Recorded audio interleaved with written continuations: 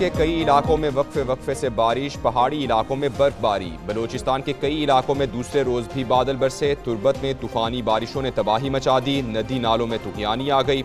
सरहदी इलाके मंदोतम्प का ज़मीनी राबता मुनक़ता। मुल्क के दीगर इलाकों में भी बारिश और पहाड़ी इलाकों में बर्फबारी की पेशगोई। मगरबी हवाओं की शिद्दत में 29 फरवरी से इजाफा होगा।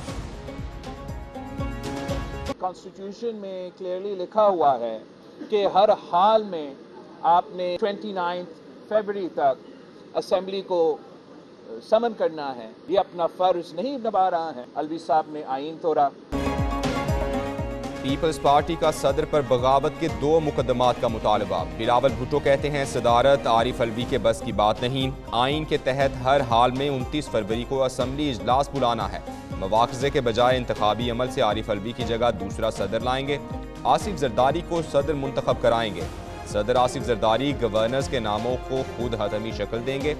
सियासतदान एक दूसरे की इज्जत नहीं करेंगे तो दीगर इदारे भी इज्जत नहीं करेंगे। आइन बड़ा क्लियर है। 26, 27, 28 तो उनका प्रोग्रेड था।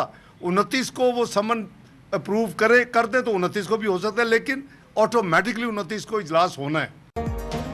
सदर का इजलास बुलाने का इख्तियार 21 दिन तक है। आइन के मुताबिक इलेक्शन के बाद 21 दिन में कौमी असम्बली का इजलास होना जरूरी है। मुस्लिम लीग नून के सेनेटर इसहाक डार की मीडिया से गुफ्तगू। कहा आइन से जो खेल खेला जा रहा है ये अच्छी रिवायत नहीं। सदर कहते हैं ऐवान नामुकम्मल है। हाउस मुकम्मल तब होता है जब अराकीन का नोटिफिकेशन हो चुका हो। जब अराकीन का नोटिफिकेशन हो चुका, स्पीकर ने उनका हल्फ लेना है।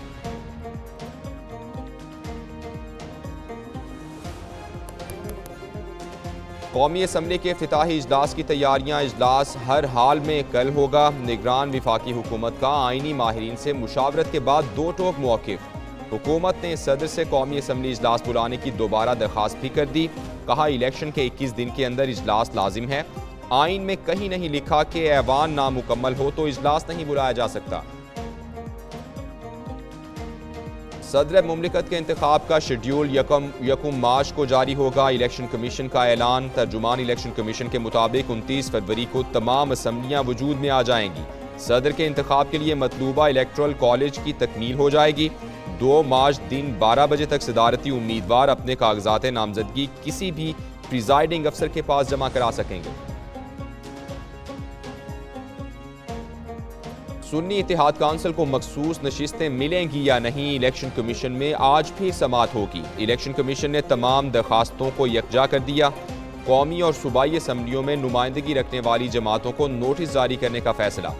मंगल को दौरान समाअत बैरिस्टर अली जफर ने दलाइल में कहा, क्या दूसरी जमातें सुन्नी इत्तेहाद काउंसिल की नशिस्तें लेना चाहती हैं? अगर नून लीग और पीपल्स पार्टी ये मखसूस सीटें लेना चाहती हैं तो सामने आएं। सुन्नी इत्तेहाद काउंसिल की तरफ से 4 एप्लीकेशन इलेक्शन कमीशन के पास गई। ये टोटल 227 सीटें बनती है। इसमें नेशनल असम्बली में 60 वमेन की और 10 नॉन मुस्लिम की सीटें रिजर्व है।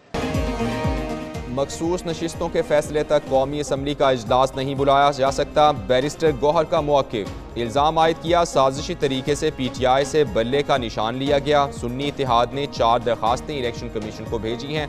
उम्मीद है फैसला मुनसिफाना होगा। शेर अफजल मरवत बोले, कौमी असम्बली इजलास में शिरकत का फैसला नहीं किया। मखसूस नशिस्तें ना मिलने पर हाई कोर्ट जाएंगे। धांधली के खिलाफ हफ्ते को मुल्क भर में एहतजाज होगा। मुस्लिम लीग नून का स्पीकर कौमी असम्बली के लिए उम्मीदवार मैदान में उतारने का फैसला। अयाज सादिक स्पीकर के मनसब के मजबूत उम्मीदवार। नून लीग और पीपल्स पार्टी की मुशावरत में भी अयाज सादिक के नाम पर इत्तेफाक किया गया। PTI का स्पीकर कौमी असम्बली के उम्मीदवार के तौर पर आमिर डोगर के नाम का ऐलान। बानी PTI ने मंजूरी दे दी। PTI के जनरल सेक्रेटरी उमर अयूब का दावा।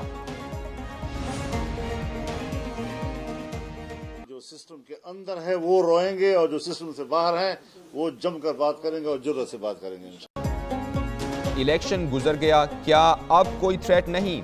मौलाना फजलुर रहमान का सवाल। सरबरा JUI ने कहा, इलेक्शन से पहले कहा जाता था कि बाहर ना निकलें, ये सिस्टम चलने वाला नहीं। जो सिस्टम के अंदर हैं वो रोएंगे। आलमी कुव्वतों के कहने पर असम्बलियों में हमारी तादाद कम की गई। पार्लिमान में रहेंगे लेकिन सदारती इंतखाबात में हिस्सा नहीं लेंगे। अवाम का नुमाइंदा इस्टेब्लिशमेंट का नुमाइंदा नहीं होना चाहिए, इस तरह मुल्क चलेगा ना निज़ाम।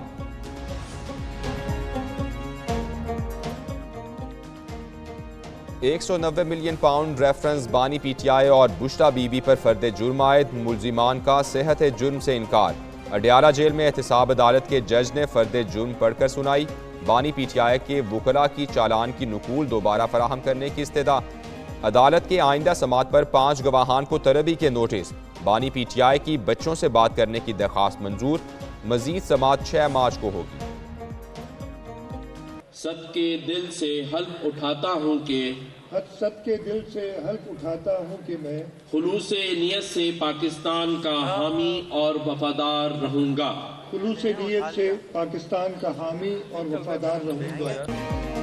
वज़ीर आला सिंध मुराद अली शाह ने ओहदे का हल्फ उठा लिया। तकरीब हल्फ बर्दारी में chairman Peoples Party Bilawal Bhutto Zardari की शिरकत। शरजील इनाम मेमन, नासिर हुसैन शाह, सईद गनी भी हल्फ बर्दारी तकरीब में शरीक हुए। मुख्तलिफ ममालिक के कौंसल जनरल्स और इमायदीन शहर की बड़ी तादाद भी मौजूद थी। तकरीब हल्फबर्दारी के बाद गवर्नर सिंह कामरान टिसोरी से बिलावल भुट्टो जरदारी की मुलाकात। बाहमी दिलचस्पी के उमूर पर तबादला ख्याल किया गया।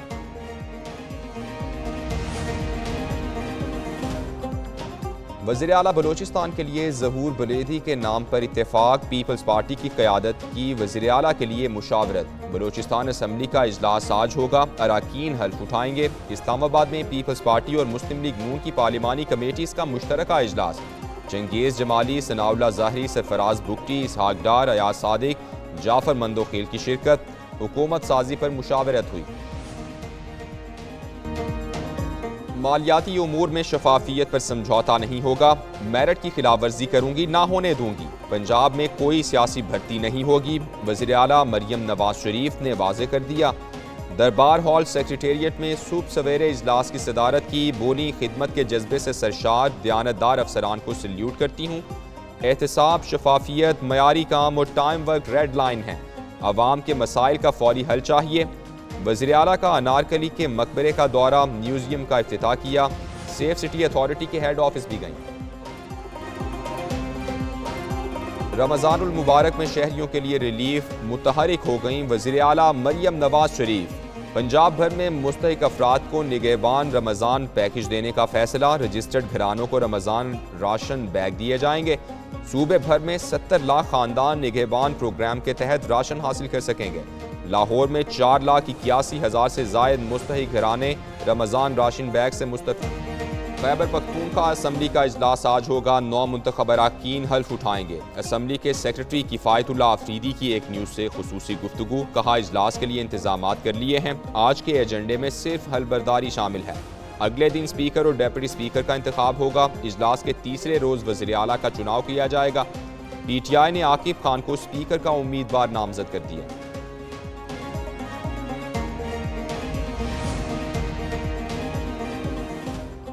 सुप्रीम कोर्ट में भुट्टो रेफरेंस की समाअत। चीफ जस्टिस फाइज ईसा ने रिमार्क्स दिए। मुकदमे को फौजदारी पहलू से सुनना चाहते हैं, ऐसे हवालों से सुनना चाहते हैं जो ज़मीर झंझोड़ देने वाले हों।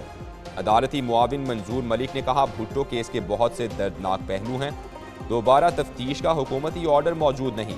मजिस्ट्रेट की अदालत में जुल्फ़िकार भुट्टो समेत किसी मुलजिम को नोटिस नहीं हुआ। एक ही दिन में मजिस्ट्रेट ने केस सेशंस जज को भेज दिया।